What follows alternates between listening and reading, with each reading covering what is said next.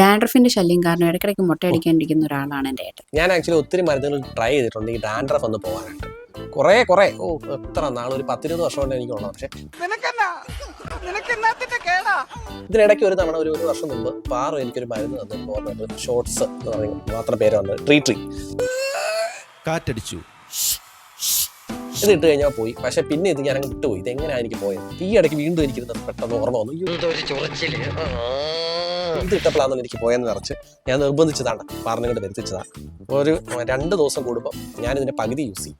സത്യത്തിൽ ആ ബോട്ടിൽ ഫുള്ളായിട്ട് യൂസ് ചെയ്യാനാണ് അവർ റെക്കമെൻഡ് ചെയ്യുന്നത്. പക്ഷേ ഏട്ടൻ അതിൻ്റെ ഹാഫ് ബോട്ടിൽ മതി തല മുഴുവനും സ്പ്രെഡ് ആവാനായിട്ട്. ഒരു ബോക്സിൽ 15 ദിവസത്തേക്കുള്ള ട്രീറ്റ്മെൻ്റ് ആണ് നടക്കുന്നത്. ഏട്ടൻ പക്ഷേ ഹാഫ് ബോട്ടിൽ യൂസ് ചെയ്യുന്നതുകൊണ്ട് തന്നെ ഏട്ടൻ 1 മാസത്തേക്കുണ്ട്. നേരത്തെ ഇവന്മാരെ കൊണ്ട് ഞാൻ ഏട്ടൻ്റെ തലയിൽ തൊടിയിക്കില്ലായിരുന്നു. പക്ഷെ ഇപ്പം നല്ല കുറവുണ്ട് താരം. 2 ദിവസം 3 ദിവസം കൂടുമ്പോൾ ഞാൻ ആക്ച്വലി ഇടുന്നുണ്ട്. പക്ഷെ നല്ല അടിപൊളി സാധനം ഇത് കേട്ടോ.